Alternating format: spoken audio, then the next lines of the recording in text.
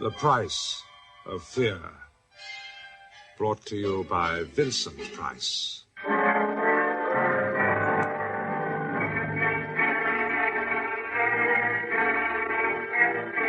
Hello.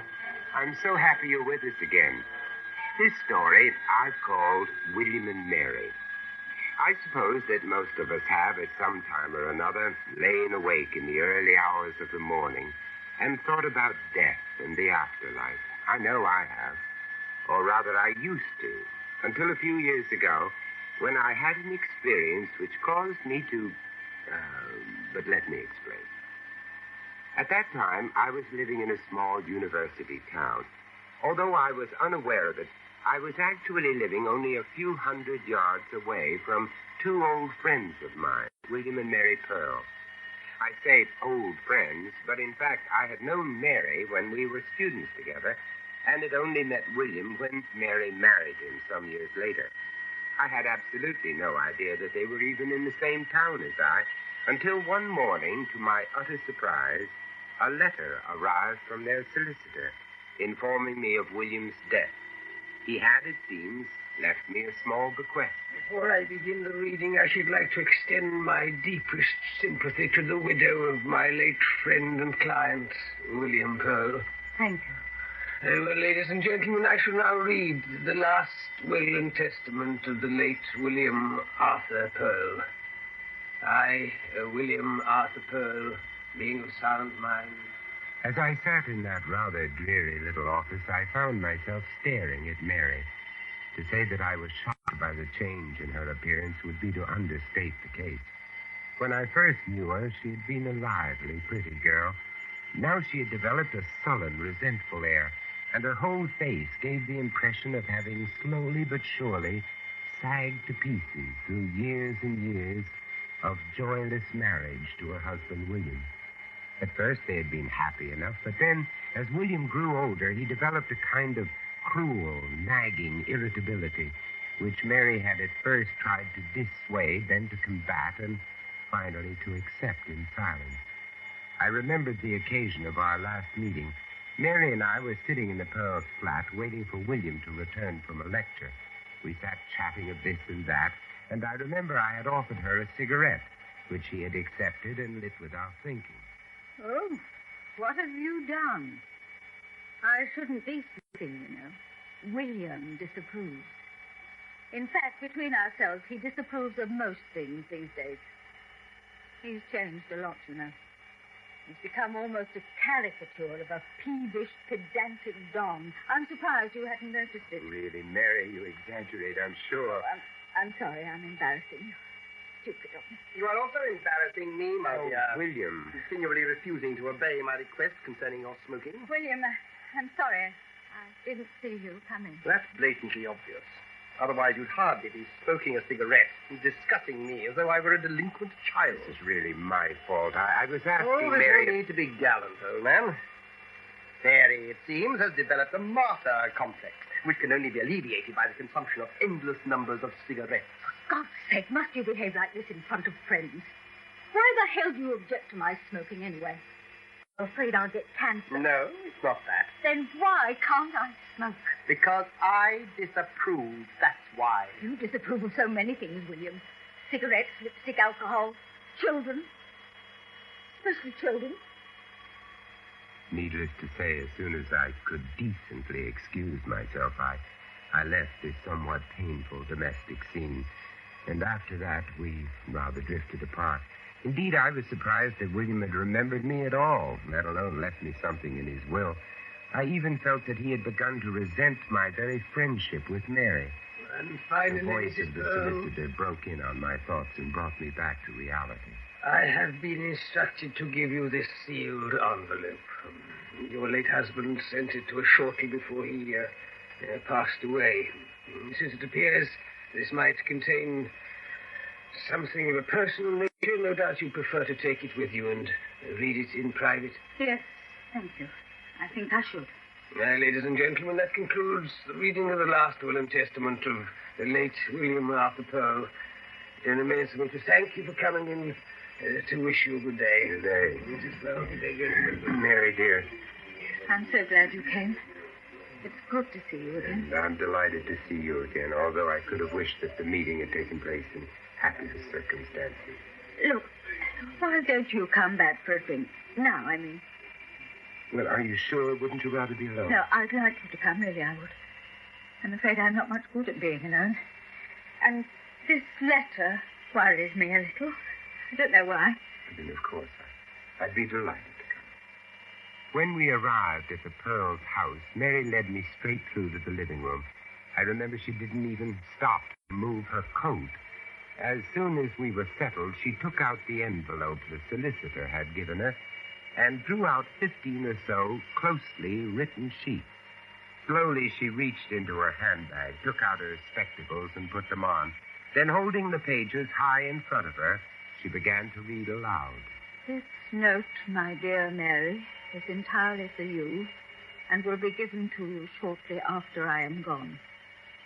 It is nothing but an attempt on my part to explain exactly what Dr. Landy is going to do to me.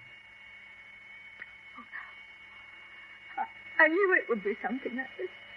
How could he? Mary, what's the matter, man? You've gone quite pale. Who is this Dr. Landy? What did he do to William? I'll be all right. Here, you take the letter and read it to me, please. It will make it easier, hearing all this from a third person. Very well, my dear, if you want me to, but I... Please. Well, of course, yes. Now, let's see, where did we get to? Yes, here we are. The details of the disease that struck me down so suddenly, you know. No need to waste time on them. As I have lain here in hospital with somewhere between 1 and 6 months to live, I seem to be growing more melancholy every hour. And then, one Tuesday morning, 6 weeks ago, my friend John Landy, the neurosurgeon, burst into my room. William, my boy, this is perfect. You're just the one I want. Hello, John. Well, now, in a few weeks' time, you're going to be dead. Correct? Do you believe you'll go to heaven? I doubt it. Well, what's all this about? Hardly a good bedside manner. In a few weeks, you're going to be dead. Sorry. But look, would you be prepared to consider a proposition? I haven't the faintest idea what you're talking about. I'm serious. Oh, go on. I've very little to lose by listening. On the contrary, you've a great deal to gain, especially after you're dead. This is something I've been working on quietly for some years. A long time ago, I saw a medical film brought over from Russia.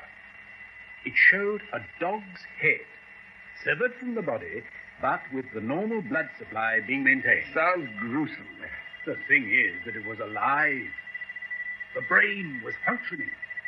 Now, my idea, which grew out of seeing that film, was to remove the brain from the skull of a human being and to keep it alive, functioning as an independent unit after he is dead.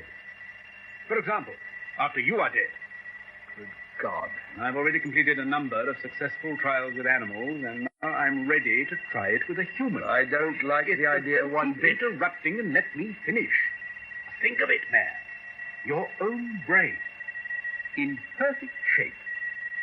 It's crammed full of a lifetime of learning. Yet soon it's going to have to die along with the rest of your body. It's repulsive. What possible use can there be in keeping my brain alive if I couldn't talk or see or hear or feel? I believe you would be able to communicate with us. But let me explain a bit more. At the very moment of death, I should have to be standing by so that I could step in immediately and try to keep your brain alive. Are you serious about this? Certainly. What would you do? I should immediately open your neck and locate the 4 arteries, the carotid and the vertebrals. I should then stick a large hollow needle in each. These 4 needles would be connected by tubes to the artificial heart. Then, working quickly, I should dissect out the left and right jugular veins and hitch these also to the heart machine to complete the circuit. Now, switch on the machine, which is already primed with the right type of blood, and there you are. The circulation through your brain would be restored. You'd have a dead body and a living brain. But would it function? Oh, my dear William, how should I know? I can't even tell whether it would ever regain consciousness. And if it did? That would be fascinating. Lying there with all your thinking processes working beautifully, and your memory as well. And not being able to see, feel, hear, or smell. Now, wait a minute. I'm going to leave one of your optic nerves intact, as well as the eye itself. I've already constructed a small plastic case to contain the eyeball. And when the brain is in a basin submerged in Ringer's solution, the eyeball, in its case, will float on the surface of the liquid. Staring at the ceiling. Hilarious. But how could I communicate with you? By means of a sensitive piece of apparatus known as an encephalograph, which records the brain's electrical and chemical discharges on a graph. But do you honestly believe that when my brain is in that basin, my mind will be able to function? That I shall be able to think and reason as I do now? I don't see why not. It's the same brain. It's undamaged. You'd be living in an extraordinarily pure and detached world. No worries, or fears, or pains, or hunger, or thirst. And for you, William, a doctor of philosophy, it would be a tremendous experience. You'd be able to reflect upon the ways of the world with a detachment and a serenity that no man has ever attained before. Great thoughts and solutions might come to you, great ideas that could revolutionize our way of life. But look here, I'm not asking you to make up your mind immediately. Sleep on it. Perhaps you would give me a ring tomorrow. I'll be at home. Yes, all right. I'll think it over and let you know.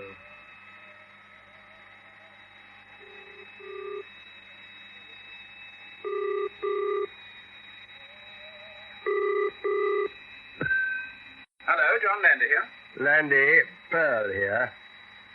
Look, I've been thinking over your proposition and... Yes? What have you decided? Well, my first reaction was one of revulsion, but now, well, I'm not so sure. But one thing bothers me, though. What if it were painful or I became hysterical? There'd be no escape. William, there are always risks connected with any major scientific experiment, but think of the other aspect. Suppose it succeeded. There would be your brain functioning perfectly, producing original and imaginative theories. Man, you'd be immortal. Yes. That's what appeals. My brain continuing its work untrammeled by physical considerations. And though I say it myself, I'm rather proud of my brain. It's a damn good one. Well?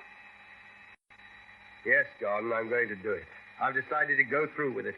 Splendid. Now, look, I'll be over right away to discuss the... Just one thing, John. Mary, should I tell her? Yes. I suggest you discuss it with her as soon as possible. Better, I suppose. Although she's hardly likely to realize the importance of such an experiment.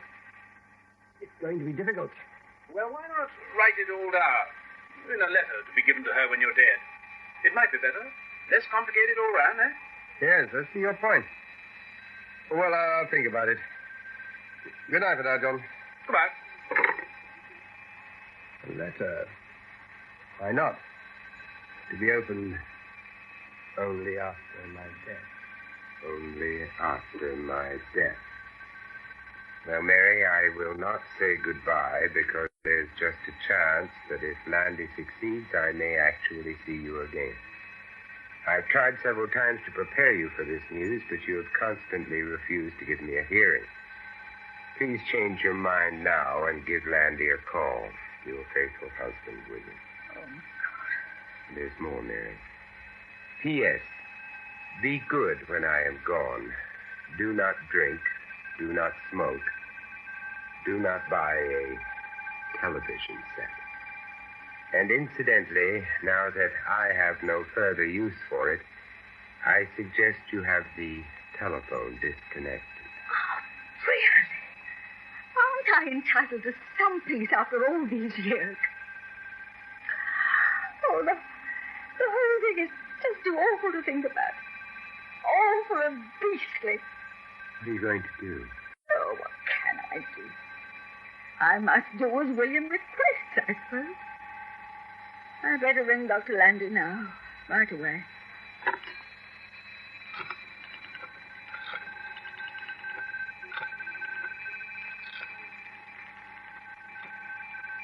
Just over half an hour later, Mary and I were greeted by a somewhat apprehensive Dr. Landy at the hospital entrance. We followed him in silence through a maze of echoing corridors until finally he stopped at a door marked "No Admittance." Well, here we are. I must warn you, it's bound to be a bit of a shock at first. He's not very prepossessing in his present state, I'm afraid. I didn't marry him for his looks, Doctor. Yes, well, take your time when you get inside. He won't know you're there until you place your face directly above his eye. Of course, he can't hear anything. We can talk as much as we like. It's in here.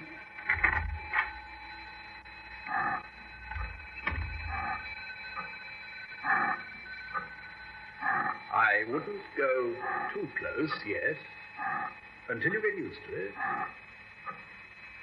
The doctor had ushered us into a small, square room. On a high white table in the center of the room was a biggish white enamel bowl, about the size of a wash basin, with half a dozen or so plastic tubes coming out of it.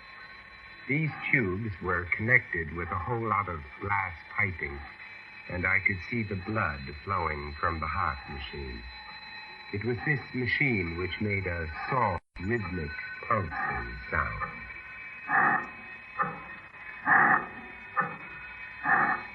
He's in here, in this bowl.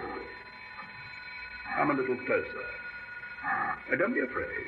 That's right. Now, you see this small oval capsule floating on liquid in the bowl? That's the eye in there. Can you see it? Yes. Good. Take your time. As far as we can tell, it's still in perfect condition. It's his right eye, and the plastic container has a lens on it, similar to the one that he used in his own spectacles. At this moment, he's probably seeing quite as well as he ever did. Oh. Are you feeling all right, Mrs. Pearl? I think so. Good. Then we'll go forward a little more, and you'll be able to see the whole thing. There you are. That's William. The doctor led Mary forward until she could see right down into the basin. I followed, feeling somewhat nervous, I must confess. William's brain was far larger than I had imagined it would be, and darker in color. With all the ridges and creases running over the surface, it reminded me of nothing so much as a large, pickled walnut. I could see the stubs of the 4 big arteries and the 2 veins coming out of the face, and the neat way in which they were joined to the plastic tubes. With each throb of the heart machine, all the tubes gave a little jerk in unison as the blood was pushed through them.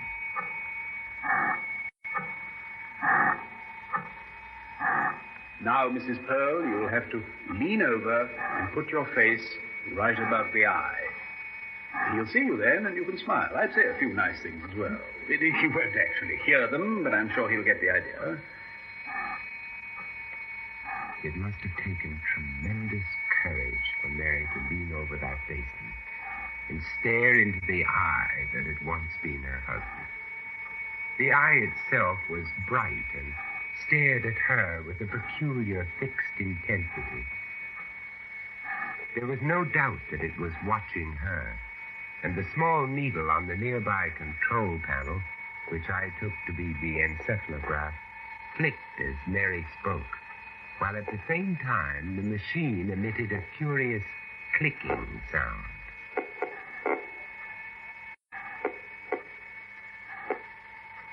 Hello, dear. It's me, Mary. How are you, dear? Are you feeling all right, William? I got your letter, dear, and came at once to see how you were. Dr. Lanby says you're doing wonderfully well. They're doing everything possible to take care of you, dear. You seem fine. Really, you do. That's excellent, Mrs. Pearl, excellent. How strange. I've been trying to think what it is that's different about the eye. I see it now. There's a softness about it which William's never had. William's eyes used to glint at you, stabbing into the brain almost. This eye has a softness and a gentleness that's almost cow-like. Are you quite sure he's conscious? Oh, yes, completely. And he can see me? Perfectly. Isn't that marvelous? I expect he's wondering what's happened. Not at all. He knows perfectly well where he is and why he's here. You mean he knows he's in the basement? Of course. And if he only had the power of speech, he would probably be able to carry on a perfectly normal conversation. So far as I can see, there should be absolutely no difference mentally between this William here and the one you used to know at home. Good gracious me. You know, I'm not at all sure that I don't prefer him as he is at present. I believe I could live very comfortably with this kind of William. I could cope with this one. Quiet, isn't he? Naturally, he's quiet. Doctor, I do believe I'm beginning to feel the most enormous affection for him. Does that sound queer? I think it's understandable. He looks so helpless, lying there in the basement. He's like a baby. Exactly like a little baby. There. From now on, Mary's going to look after you. All by herself. When can I have him back home, Doctor? Oh, he couldn't be moved. I don't see why not. But this is an experiment, Mrs. Pearl. It's my husband, Doctor. It is my husband, you know. That's rather a tricky point. Perhaps it would be better if we were to discuss this matter more fully in my office. I mean it. I want him back. Mary and the doctor had become so engrossed in the struggle for possession of William, or rather what remained of him, that they had forgotten my presence completely. I watched enthralled. The doctor was studying Mary as she calmly put a cigarette between her lips and lit it. He obviously regarded her as a fairly queer fish indeed, even allowing for the bizarreness of the situation. Mary walked over to the window, apparently quite calm and relaxed, puffing a cigarette. Then she walked back to the table and looked into the basin once more. Mary's leaving you now, sweetheart. But don't you worry about a single thing. You understand? I'm going to get you home again. Just as soon as I possibly can. And... At this point, Mary paused and put a cigarette to her lips, intending to take a puff. Instantly, the eye flashed, and the pupil contracted into a minute black point of distilled fury. At the same time, the needle on the graph jumped, alarmed. Mary didn't move for a moment. She stood looking down into the basin, holding the cigarette to her mouth and watching the eye. Then, slowly and deliberately, she put the cigarette to her lips, inhaled deeply, held the smoke, then suddenly... She released the smoke through her nostrils in two thin jets, which struck the water and billowed out over the surface in a thick blue cloud, which completely enveloped the eye. The needle on the graph machine went mad.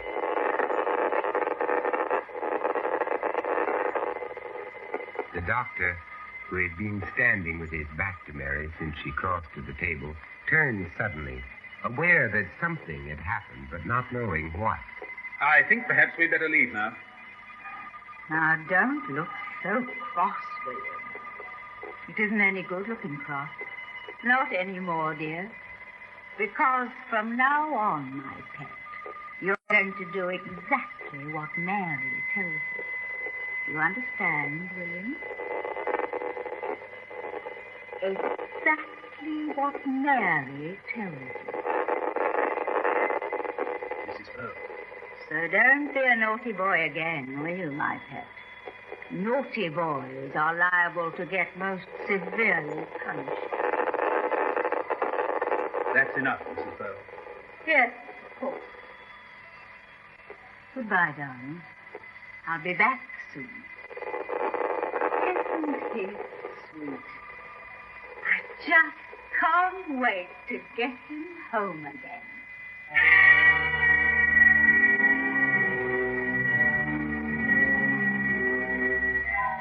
I think it was Bernard Shaw who said, there are two tragedies in life. One is to lose one's heart's desire. The other is to gain it. Poor William, with his vain dreams of his detached brain solving the world's problems. Is he still alive in his basin, consumed with impotent rage as he views Mary's excesses of tobacco, alcohol, and television? And what of Mary?